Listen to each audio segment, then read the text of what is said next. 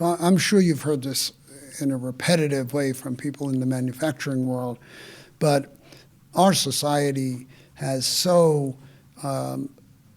it has so elevated the idea of the four-year degree and so diminished the value of people who work with their hands or work in manufacturing that we thought that there would be this big shift. And, we all want our kids to go to college,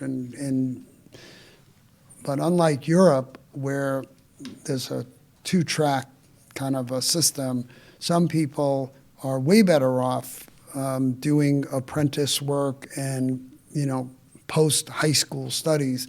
We've never done that. So you look at people who keep your machinery running.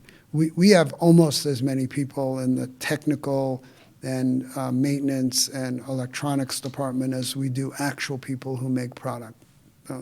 It's a little bit skewed now because we're doing some stuff manually that we will be automating.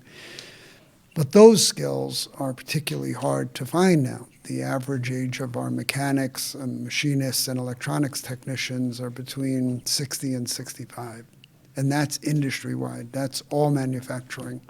And those people tend to go to Pratt and EB and some of the bigger defense companies. So it's a struggle to now catch up. 20 years ago, Middlesex Community College asked me what, they were surveying businesses, what do you think they should go into? And I said, advanced manufacturing.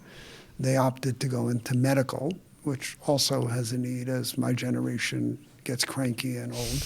But where businesses have created their own apprentice programs, we're all trying to be creative to entice people to understand that these are good careers.